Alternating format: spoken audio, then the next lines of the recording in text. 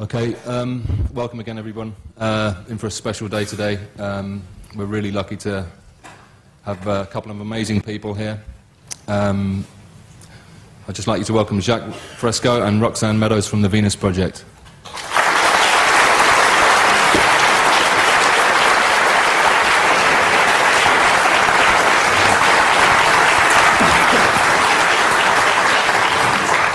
Those of you back there hear me all right? Okay. I just want to tell you a little bit about the requirements that we require of you. Not to be polite. If there's anything you don't understand, ask the question. Try to tighten your answers. In other words, to give other people a chance to talk. Don't come off with long-winded discussions. Just pinpoint your problems and the things you want to know.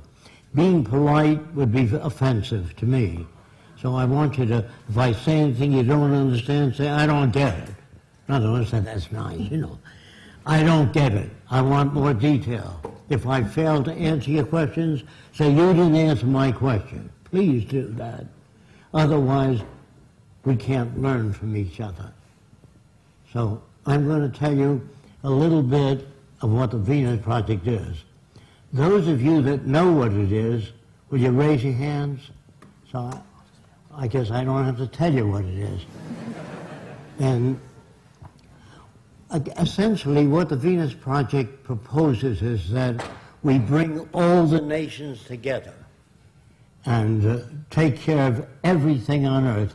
We pledge allegiance to the environment and all the world's people, the end of separate nations, the end of the artificial boundaries that separate people, and the sharing of all the world's resources by all the world's people.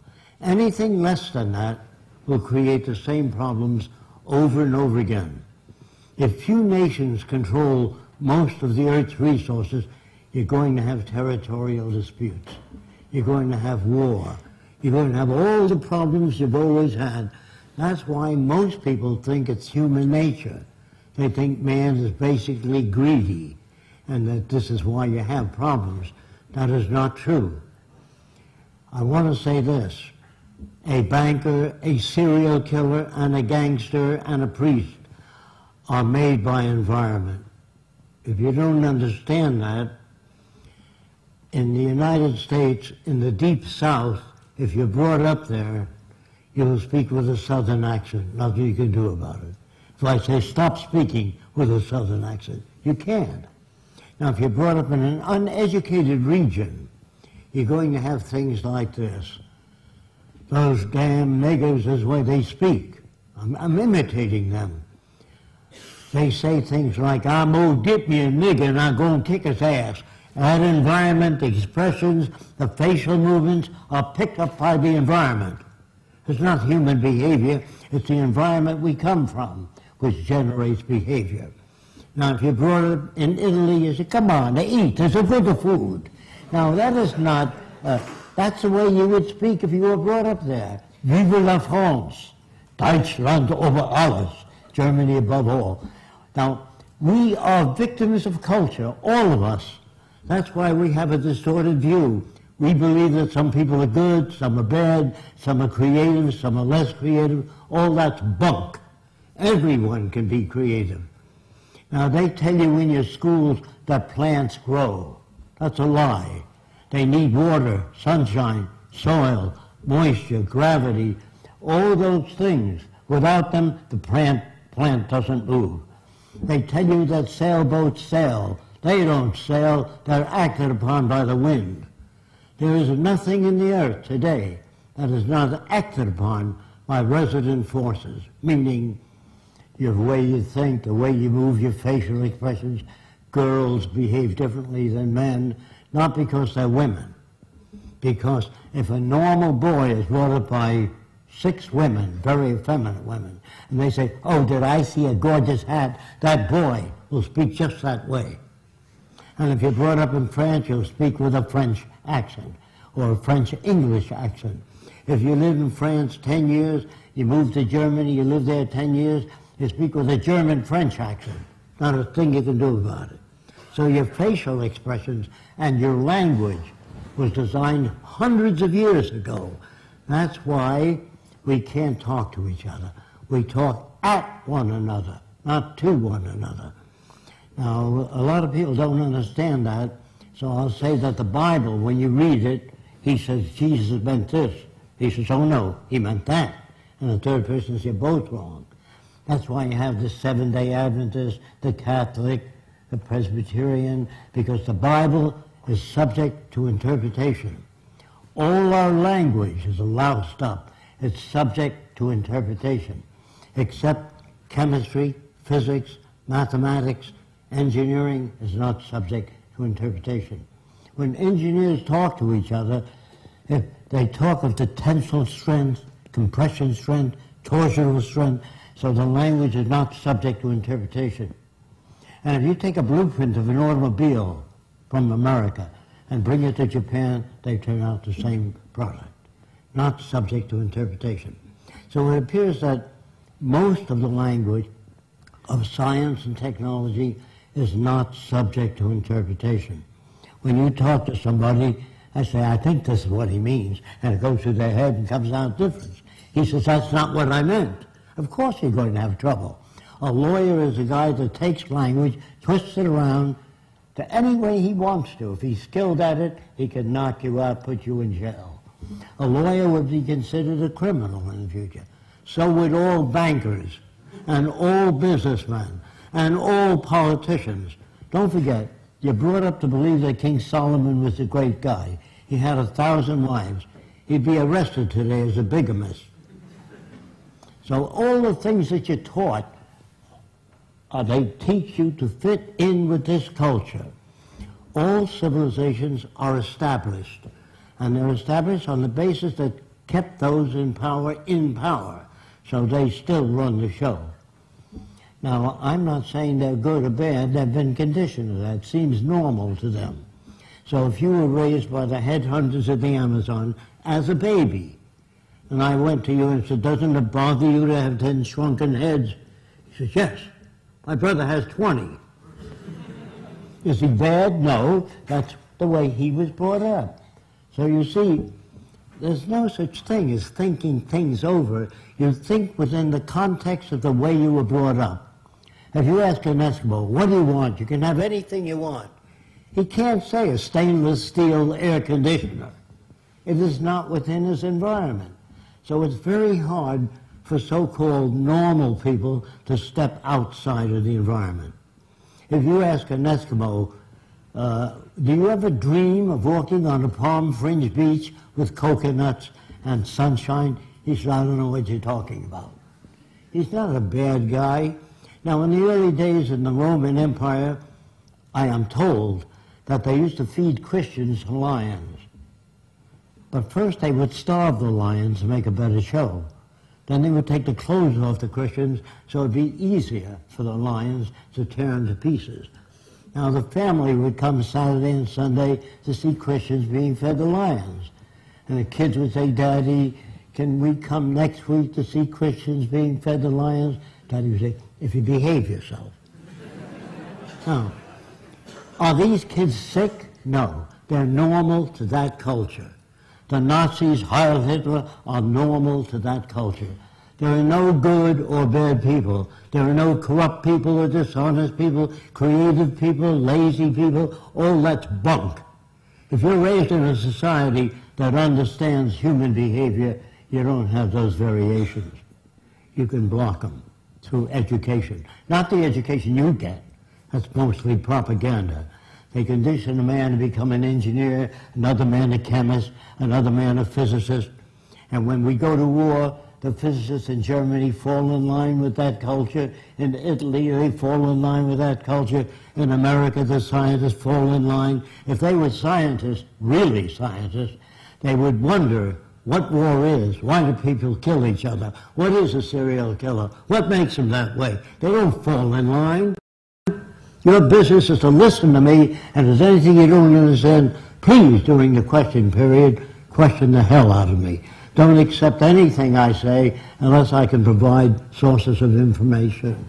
So far, I just want to tell you a little bit more about people. When you study architecture, all the houses, as a rule, have a pointy roof. That's conventional. Architects do not design cities for people. They design for business. They design things that will sell. It's an ego problem. They design the tallest building. So when they invited Roxanne and myself to Dubai, they wanted me to come down and design the tallest building in the world and the most modern city in the world and a theme park. I said, why do you want the tallest building in the world? We want to be better than the United States. It's like infantile. The prince is an asshole. In other words, all these people don't understand society. They do not. You must design for human comfort, and you must design cities with art centers, music centers, cultural centers. I can only talk a little bit about America because that's where I'm from. I don't like our country. It's completely corrupt. And that's for most civilizations today. They're all corrupt. I'm sorry to say that. I don't like what I'm saying. I wish it were otherwise. So what I want to tell you is that we are brought up in a system called established.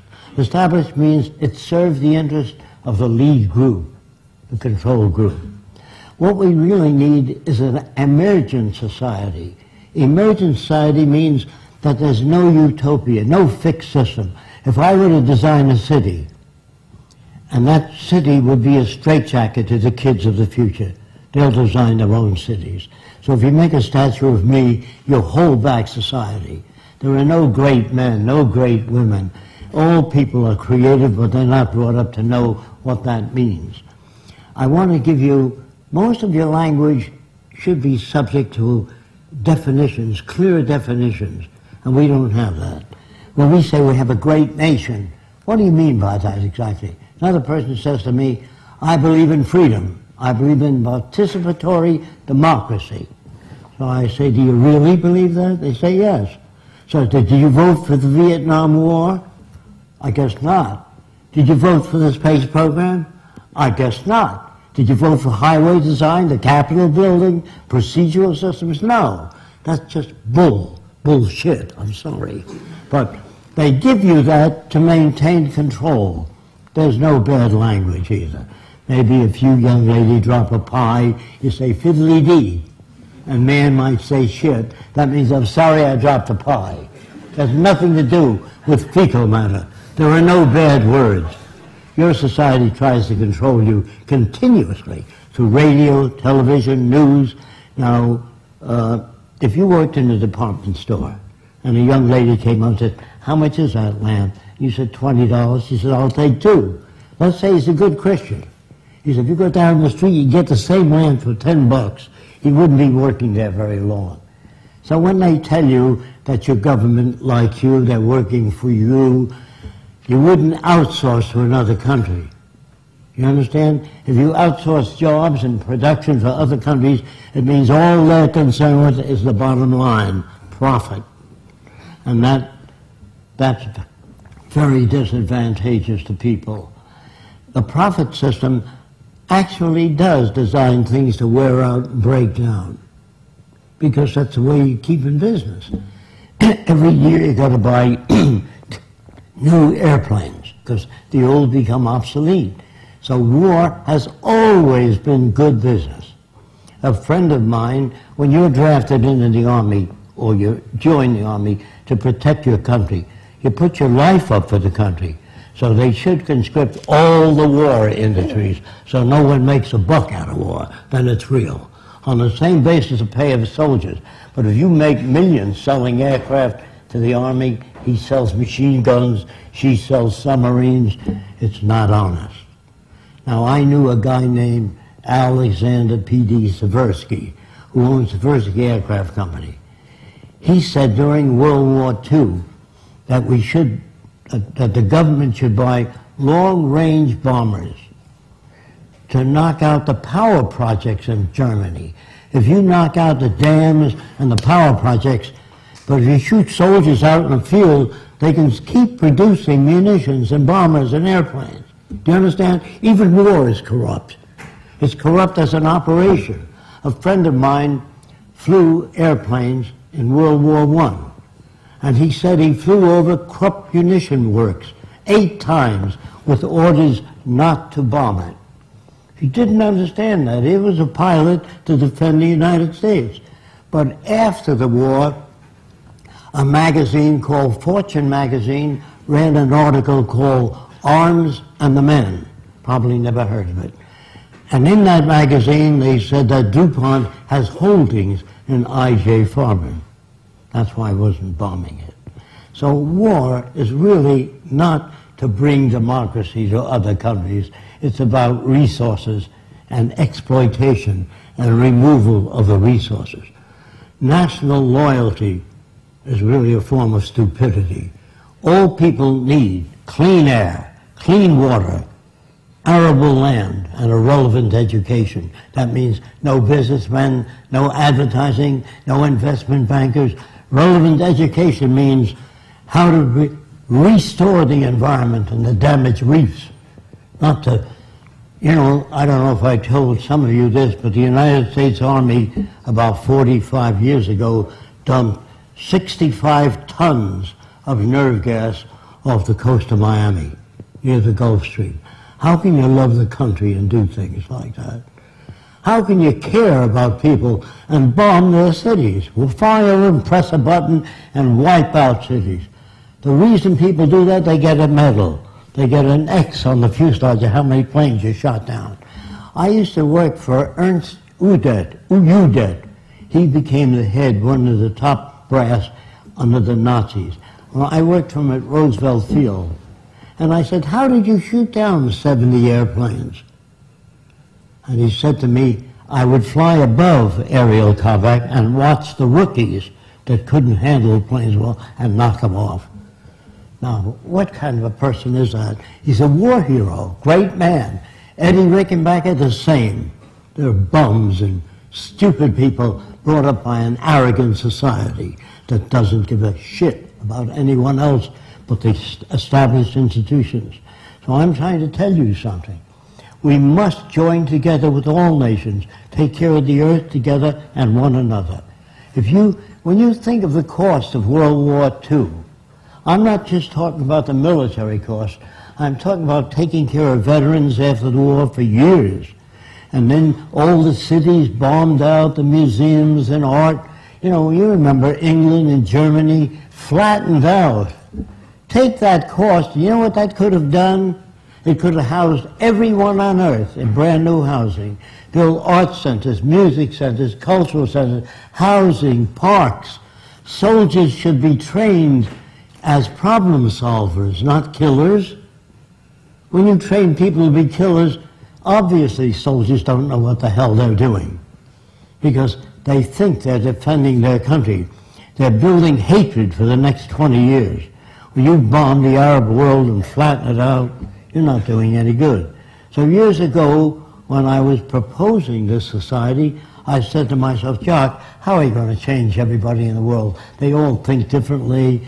Some people have 10 wives, you know, in some nations. It's all so very different. How are you going to change them? That's what thinking is, talking to yourself.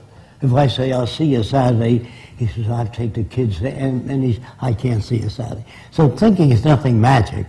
It's what you've been exposed to and asking questions. So I said to myself, how are you going to change all these people? I said, I don't know. That's the first thing you have to learn to say, I don't know. Do you think we'll ever get to Mars? Nah, not in 1,000 years. That's your opinion. Just say, I don't know enough about aeronautic space travel or the conditions on Mars to give you an answer. We don't talk that way.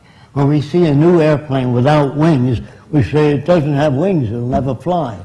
The question is, how do you propose to lift off the ground without wings? I'm a layman, not technical. If you do that, there's no argument. But if you give everybody a right to their own opinion, which is we're brought up to believe that that's the right thing, give everybody the right to their own opinion. If you live across the street from me and I see 10 guys coming out of your apartment, I can have all kinds of opinions. You can be a language instructor, an art instructor, but if you give everybody a right to their own opinion, you damage communication. Just when you ask, do you think we'll ever get to Mars? They would say, it's not my field, I know nothing about rocketry, I can't answer that. That's the way people talk in the future. They don't say, it'll never work. Scientists in the past used to write books on why man can't fly. And the Wright brothers never read those books, so they built a flying machine. They were bicycle mechanics. Now, the Wright brothers really didn't just do that. In the early days in France, some guy designed a set of wings that stuck out 3 feet on each side. And he jumped off the Eiffel Tower, and he died. And he died. And his brother-in-law wrote, make wings larger next time. There's no way to know. Nobody ever does anything wrong. They use whatever knowledge they have, and their decisions sometimes don't work. Now, let's talk about that. When this guy's brother-in-law wrote, make wings larger next time, somebody made larger wings, but he didn't jump off the top of the Eiffel Tower. He jumped off a lower region. And he flew for a while, both wings went like that. And somebody, a fisherman, with a lot of rope says, you got to brace your wings so they don't go like that. Oh, thank you. So men build upon other men. This is going to be hard to accept. Man, this includes me, cannot think or reason. Oh, that's bullshit. If you're not exposed, if an Eskimo, if you ask him, what do you want? You can have anything. He says, well, I like a strong igloo. He's not going to ask for a prefabricated building with photoelectric cells on it. He can't ask for that because he's never been exposed to it. Then there's another bullshit word which is going to hurt a lot of you, love. Now let me tell you what's the matter with it. Is there anybody here that's perfectly satisfied with everything you've ever done? Of course not. So sometimes you like yourself, sometimes you don't. Sometimes you like yourself very much. Sometimes you dislike yourself. So when you get married, it's the same thing. Sometimes you love your husband and wife very much. Sometimes a little less. Sometimes not at all. You blow them out. So love is a fluctuating thing. It's not a fixed thing. Do you understand that? Okay. So if you're brought up with twisted values, like a guy named Albert Fish, which the nation at that time, U.S., believed he ate 45 children. And the public wanted to tear him to pieces, because they were brought up that way. But a doctor named Wortham, a psychiatrist, said, I want to find out what made him that way so we can avoid those conditions in the future. That's much better. When your car veers to the right, you don't kick it and beat it up. Either your tire pressure's uneven or something's wrong with the steering column. You try to understand. When children beat up other people and hurt other people like a bully, that's part of their conditioning, their associative memory, the system they live under, which doesn't correct that. Schools do not teach you much. They're mostly concerned with propaganda. Most schools don't teach you how to live, find meaning in your own life, how to disagree without getting angry. That's what's needed. And as long as the world goes on this way, you're going to have cycles of war, depression, economic drop, because you believe in right and wrong, good and bad. What is really needed is the intelligent management of the Earth's resources for the benefit of everyone. Now, the only way you can do that is through technology. Everything that you have, your lights, your air conditioning, your automobile, your airplanes, all technology. Politicians can't give you that. Politicians don't know what to do. They make laws. Now that's no way to change. Say no to drugs. Well, that's not going to stop a person from selling drugs as long as there's money in it. But if you do away with the money system and build access centers where anyone can have access to the necessities of life without filling out 1,000,000 forms or appealing to Fresco, it's all available to everyone. Everything on earth is made by people that worked hard to achieve that. So a young man at Princeton got up and he said, I don't like your system at all. I said, I can't do anything with what you're saying. What is it that you don't like? He said, well, you want to give people things for nothing. I said, were you born in America? He said, yes. You got the airplane, the telephone, the radio, airplanes, ships, all for nothing. You didn't have anything to do with that, I'm sure, right? So I said, does it hurt you? He said, no, but I don't like the idea of people getting things for nothing. So I said, are you paying your way through Princeton? He said, no, my dad is. I said, does that bother you? Does that hurt you? He said, I still don't believe people ought to get anything for nothing. So I said, okay. Your dad is wealthy, as I understand it. He said, yes. When he dies, you want his money to go to the Heart Fund and the Cancer Fund, not to you, because you don't believe anybody ought to get anything for nothing. He said, just a minute. Well, they left off the platform. So when I say people hardly know what they're talking about, because they're not brought up to be sane. They're brought up to fit in with the establishment. So it's very hard to ask people, what do you vote for? I believe in democracy. There's never been a democracy anywhere in the world. There can't be a democracy if people have different incomes. If you get minimum wage and your kid gets sick, you can't take him to a doctor because you can't afford it. So he buys a used car. The used car breaks down more than a new car, and he's up to debt. He has to take his kid to a clinic, lose a day's pay, and he's on minimum wage to start with. So how do you look at that? How can you have a democracy if mothers are not educated on how to feed their kids nutritional food? Today, they pump chickens to grow faster, put ingredients in food to color it to make it look better, and add artificial flavoring in many instances. And so you don't get the best food. In the future, the medics would be concerned with and the nutritional experts would be concerned about the food people get. Now, a lot of you have never heard of this book, 100 Million Guinea Pigs. Did anyone ever hear it?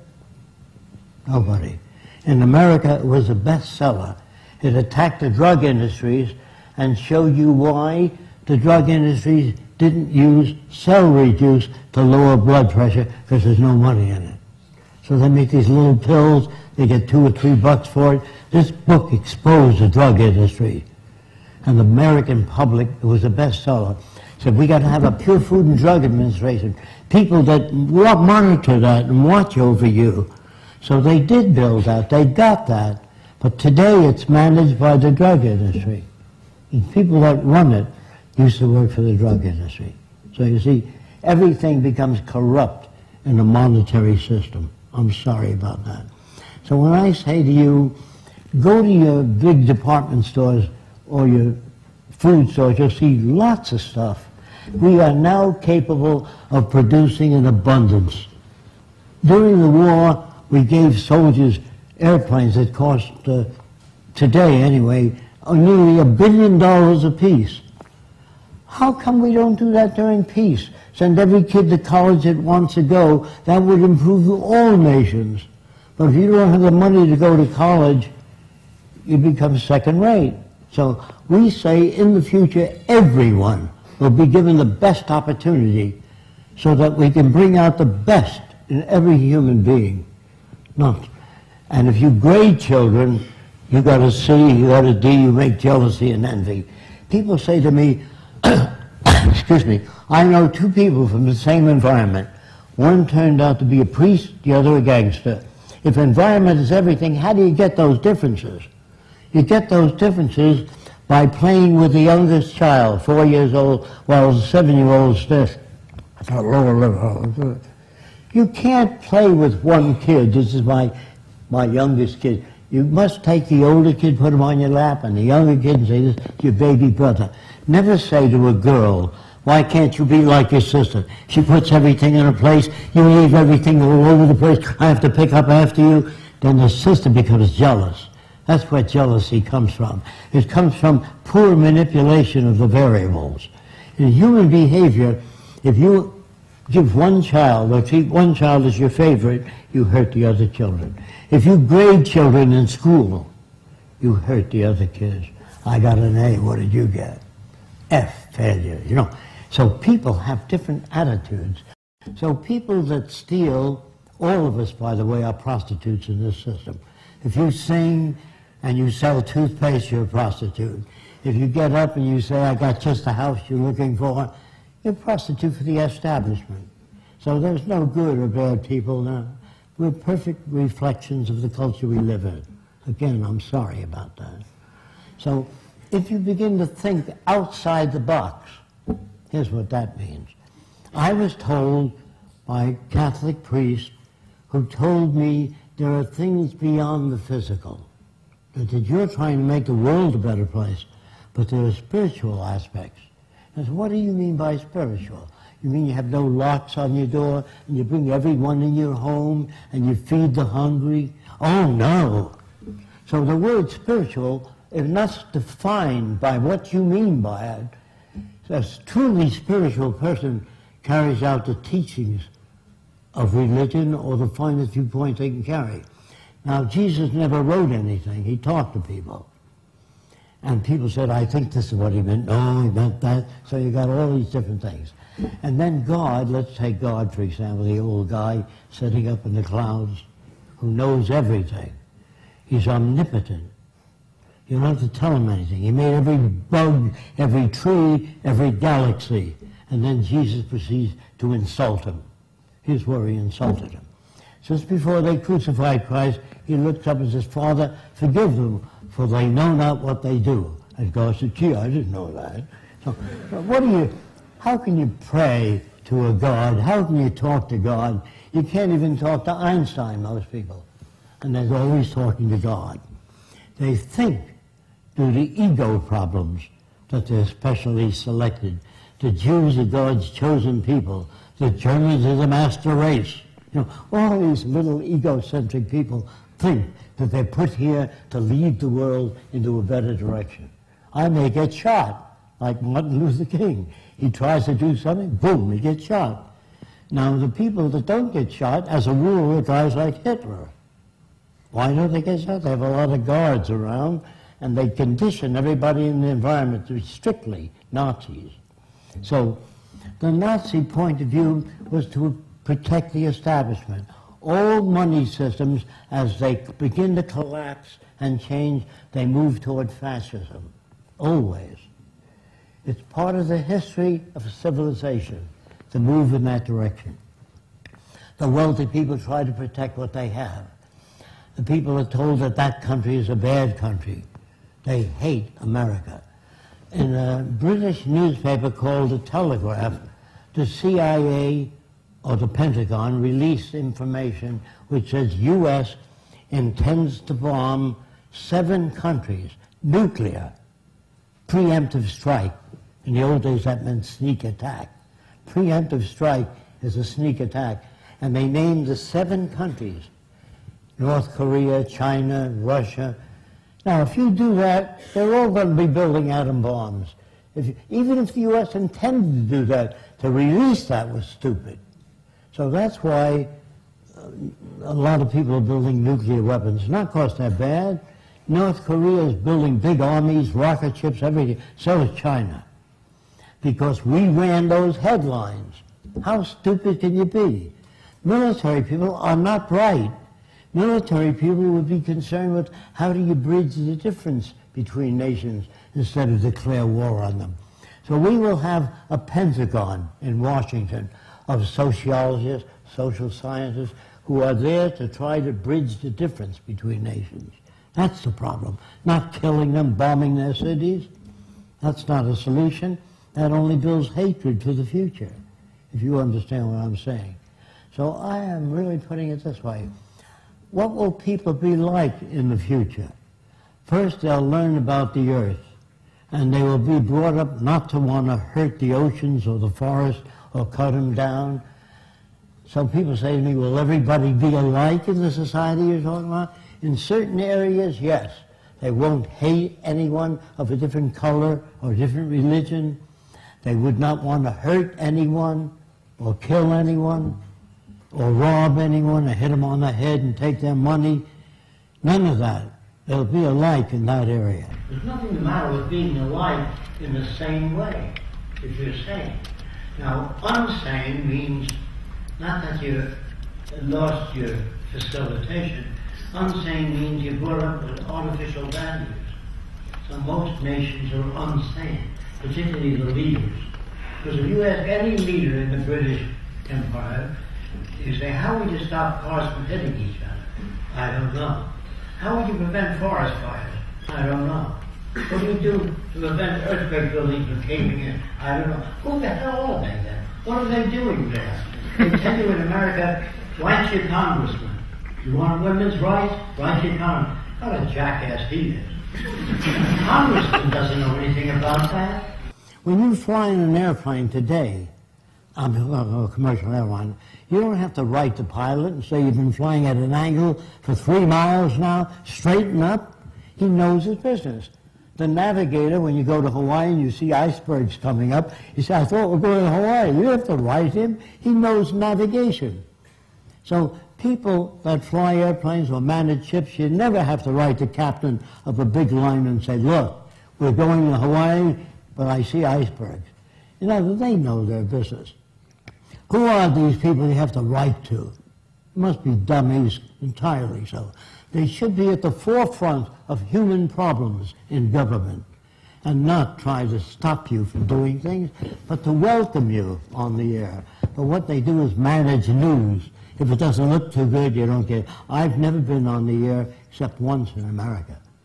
But in other countries, when we were invited to Turkey, they gave me an hour and a half, and Turkey said, how do we build the first Venus project? Now, they invited us to Vienna. They gave me 7 minutes with a whole bunch of academicians. I couldn't say anything in 7 minutes. And that happened in other countries. So we don't go to any other country unless they give us a chance to present what it is we wish to present. And then you get mad at it, you ask questions, that's the way to do it. But you don't get up and you don't really applaud until the guy gets through. So when the question comes, when you guys ask questions, I ask you not to be polite and to question the hell out of everything I say. And if there's things you don't understand, you have to let me know. Now, how many of you know there are metals today with a memory? It's called shape memory alloys. How many of you saw it in our films? Okay. There are metals today with a memory. And they always ask me, who invented it? Some Swedish guy, a metallurgist, was mixing different metals together. And he mixed nickel and titanium together, and he bent it and left it on a table near a heat lamp, and it straightened out again. And he didn't sit down and invent it, he discovered it. Nobody ever invented anything. They tell you in school that somebody invented the wheel, and that was the beginning of the technical age. A tree fell over another tree, and people pulled it, and it rolled. But nobody ever sat down and invented the wheel. When that log rolled, if there was one stone in the way, it stopped the log from turning. So they shaved the bark off. This took a long time in the middle, so that the midsection was thinner, and the wheels were on the outer section. So nobody sat down and invented a wheel, or invented anything, for that matter. Now, I said, they invited me to speak at Princeton University, and the name of the subject, Man Can't Think or Reason. That made everybody angry in the university, because they all knew that men could think and reason. So a guy from the optics department said, I don't agree with you, before I even said a word. I said, well, what is it that you don't agree with? He said, man can think and reason. I said, give me one example. He said, well, there was not a camera at one time, and somebody had to think about it. Now, in China, 1,000 years ago, if you were in a dark building, there was a little hole in it, you saw people walking upside down on the wall. If you've been in a barn which is very dark and there's a knothole in it, you'll see cows walking on the wall upside down if the sun's out and the barn is dark. That's where the pinhole camera came from. Nobody sat down and says, got to make a camera. Click. See? And now what about the negatives? Somebody had to make a negative. The American Indians used to take berry juice and squeeze it on mats they made for the floor of the wigwam. They'd squeeze blueberry juice, cherries, and so they get patterns. But if a leaf fell on the berry juice, you picked it off, there was a print of the leaf. That's where the print came from. And people walking barefoot in sand suggested the mold. You understand, when you make a mold, you put something in it? Nobody can sit down and invent anything. The first guy that tried to fly died. Probably the first 100 guys that tried to fly died. So if you do medical research and you work for 3 years on cancer and he finds out what doesn't work, I read his book and 2 years later I come up with a little bit of an approach to cancer. I get a Nobel Prize, he gets nothing. There's thousands of people just as sincere that work on problems that don't come up with an answer. You should never give a Nobel Prize to one person. All these people are hardworking, trying to find the answers. So when you start giving out medals or jobs in a beauty contest, a girl gets an award. Did she make her face out of soft material, molded in extreme beauty? Then you give her some kind of medal. But if she's born that way, what the hell's that about? So the world you live in is as full of shit as a Christmas turkey. And you're not about to talk to people and turn them around. You have to demonstrate it. The shape memory metals that I was talking about is made of nickel and titanium. It's a wire. And if you took that wire and bent it in form so it spelled out Jesus Christ, put it on a table, put a hot lamp over it, straighten it up and put it on the table and go like that, and it'll go back to Jesus Christ. You can build a following with shape memory alloys if you want to. Now, most people don't know where the earth came from. They don't know where life came from. And so they invented a God who made a man and a woman, then he kicked them out of that beautiful garden. How did he do that? Snakes used to walk upright. And the snake said, eat of the fruit of knowledge. Who made the snake? God. But he loves you. He made the snake, and then he says, screw around with your best friend's wife. That's what the tempter was. So the snake was so bad that God got angry at what he created. And so from now on, you have to crawl on your belly. So that's another thing they have about horses. The reason a horse sleeps standing up, because some holy man once asked this horse to take him across the river. And the horse said, no, you have to sleep standing up. So you have all this stupidity. Galileo found seashells on the mountaintop. He took it to the Catholic Church. And he said, maybe the mountain was once under the water and was pushed up. And the church said, no, the devil put that stuff there to confuse you. Now, anybody that believes in God, you must think that the kind of God man makes more like themselves. The guy that gets angry, creates flood, disease, that isn't God. And if you don't follow the Bible according to God's teachings or your religion, you burn eternally. That sounds more like a psychopath, not God. So, if you believe in, I asked Einstein once, do you believe in God? And he said, which one? I said, well, he knew that the Jewish God says, if a man takes your son's eye out, you take his son's eye out. An eye for an eye and a tooth for a tooth. The Christian God says, when a man strikes you, turn the other cheek. That's what he means by which one. All these gods are jerks that man makes. They're more like themselves. They get angry, create floods, disease, all kinds of things. And you say, why did the bubonic plague kill half of the earth's population? And the church would say, we shall suffer for the sins of our parents. Scientists, when the bubonic plague began to wipe out people, they said, we don't know why that happens. That's very good. I don't know. So they found that fleas that live on rats infected people with the plague, and they began to kill the rat population and wiped out the plague. So I don't say science is perfect, but it's closer to our problems than any other system. So when man makes laws, that means they don't know how to solve problems. All man-made laws are BS, bad science. All man-made laws don't deal with problems. They make a law. What you really need is, it says, drive safely on the highway, slippery when wet. So you put abrasive in the highway so it's not slippery when wet, and take away that sign.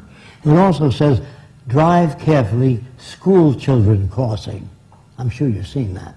We design a highway that looks like one comb intersecting another comb. And when the kid presses the button, the highway turns up like that. So no car can hit a kid. Do you understand that? That's what you really want. You don't want the sign out there. These dummies that are politicians are not technical. Now you're going to have to take my word for it because most of you don't look old enough. When I was a kid, trolley cars had a platform along the side. And if people were late for work, they got on that platform. And they were hit by cars. So the conductor said, get in the car or off the platform. I had a small rubber tube. Not very hard to hurt you, but get in the car or get off the platform. But when people were late for work, they still remained on the platform. A lot of people were killed in 10 years. Finally, they took that problem to an engineering firm. And the engineer said, what do you want? We don't want people on the platform, so they retracted the platform. When you got in the car, it turned up. That was the end of the problem. People really don't know what to do, so they put up a sign, thou shalt not steal, don't be dishonest. That doesn't change people. You can go to Sing Sing prison, you see guys with a cross around their neck. And I remember during World War II, how the minister of my church at that time, he blessed the war tanks, and he blessed the soldiers. It was Catholic. And in Italy, they were blessing the war tanks there. Same priest, same religion. Religious people are extremely stupid because if you open the Bible, you'll see that Noah's Ark would have to be at least a mile long to take 2 kinds of every animal. And where do you get the polar bear and the giraffe? You know, and the ship would be so full of shit. Who cleans it out? So the stories in the Bible are not bad. They're fantastically elementary. Stupid stories about Moses lifting up his wand and the Red Sea parted. God could put the people on the other side of the Red Sea without parting it. Just go like that. And they say that God so loveth the world that he gave his only begotten Son that others might have eternal life and not perish. Well, when you examine that, the witnesses, according to the Bible, say after Jesus was good, he arose and went back into heaven. Where the hell's the sacrifice? You understand what I mean? Read your Bible. Don't take my word for it. It's such a bunch of garbage written by very ignorant people, like our language was designed hundreds of years ago. That's why I say we can't talk to each other. And that's why lawyers exist. They can take language and do whatever they want with it. So the books are available on our website. They're not our books. One is called Mind in the Making by James Harvey Robinson. If you want to know communications better, it's The Tyranny of Words by Stuart Chase. And if you get these books, they don't put society together for you, but they deal with communication. They deal with different aspects. Then there was a guy named Sir Jagat Chandra Bose. Did anybody ever hear of him? He came to the Royal Society with new ideas, and they laughed at him. And he went back to India, the Bose Institute. When the British people, scientists, went to his lab, they were amazed, brought him back to England, and he was knighted Sir Jagat Chandra Bose, because they checked things out. Scientists don't always check things out. They say that we want to know how all of this began. Where did the word beginning come from? The Bible. So they said, what's the Big Bang? What was there the day before the Big Bang? Where did God come from? Who made him? How did he get the job? You know, nobody has that question. They all say, why do they believe in God? Because they've never been told enough about how nature works. You can take a steel ball and heat it to 500,000 degrees and it becomes a vapor, but it doesn't stop existing. It still exists as radiant energy or vapor. So in science books it says matter cannot be created or destroyed. That means that it never began. This notion about, even if I kicked a bucket, if you bury me 1 foot down in the soil, all the plants get taller above me. All the worms get fatter. So what happens at Fresco? It becomes part of something else. So the stuff you eat is what you are. Your cells, if you eat chicken or cow meat, it's turned to human cells. So the stuff you're made of is stuff you ate. Plants, things of that sort. That was always here, and when you kick the bucket, the gases go off into space, your material is eaten by worms, the soil absorbs some. I don't like that. Sure, I wish I went to a land where everything was okay, and I had white wings. Now, all the angels painted on the ceiling in church, the wings are too small. They have to be at least the length of the body. Now, if the angels flew without wings, that would be a miracle. I'd like to find out without this sort of thing. And then you take people that commit crimes and you put them in jail for 20 years or life.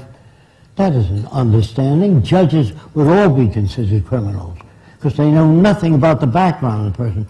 If you're brought up in Japan and you're told American gangster, all American gangster.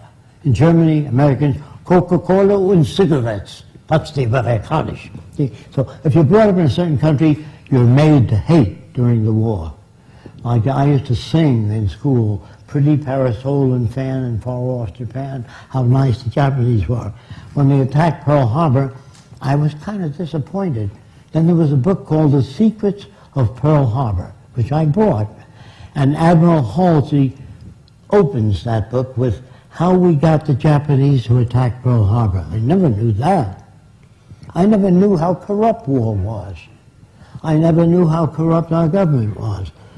I'm talking about America. It's one of the most corrupt countries in the world. I'm sorry about that. There's nothing I can do about it. All I can do is get up and talk this way. I am not your enemy. I'm not trying to hurt you. I'm trying to tell you that if we use science and technology, this is what I mean by that. To do a survey of the global resources. Once we do a survey of how much concrete hospitals we have, we know how many people we can treat. But if you ask Congress, what do you think, what do you think, what do you know, not what do you think? So what we would do in the future is do a global survey first of what the carrying capacity of the Earth is. And that's, the carrying capacity means how many people can live on Earth. If you say overpopulation, that's not based on a study of the carrying capacity. But if you produce more people than the Earth can carry, you'll have territorial disputes, killing, robbery, taking possessions. If few nations control most of the Earth's resources, you're going to have trouble. It's got to wind up with territorial disputes. So it's the way we operate to produce the conditions, just as you make jealousy and envy. If my wife fell in love with somebody else and wanted to leave, normal people say, you're not breaking up the home, you little tramp, you know. The question is, it means you're not meeting her needs. It doesn't mean you're bad. If the husband seeks other women, he may be tit man, leg man, ass man, hair man. Men are brought up with all these different values in this system. If you cover a girl, you're going to create problems. So I went to the South Seas when I was 21, and I lived on the island of Tuamotu for a while, a chain of islands, near Tahiti, French territory. Everybody on the island was nude, except when men climbed trees, they wore kind of a jockstrap to prevent their balls from being caught in the branches. So everybody walked around nude. And the interesting thing about it is I never saw a native stare at a girl's body, only her eyes. When you talk to a woman, you never say, hey, get a load of that chick. That's what you get in civilization. You cover the girl. If people swam nude when they were this high, you couldn't sell pictures of a nude girl. Do you understand that? It's when you cover them up, you produce that curiosity. No kid in the islands was a peeping Tom, because everybody walked around nude. You couldn't sell a magazine, a girly magazine. You couldn't run a pornographic movie. It would have no meaning. They made love when they were able to, and nobody ever shot an eye. Interesting thing, I got to know the natives so well, I watched them make love. And they stroked the whole female, the top of her head all the way down. They had no fetishes. There were no tit men, leg men, ass men. All that's made by culture. And if you don't use that kind of language around women, you can't become equal to one another. So you have to tell them how men think. That isn't how they think. That's how they're brought up. When guys poke each other, hey, get a load of that chick, you know. That is learned in the culture. In the islands, they never did that. It's like you stroking a dog. You stroke the whole dog. You don't stop at the balls. You stroke the whole dog. Understand? So I think it's a time to open it up to questions.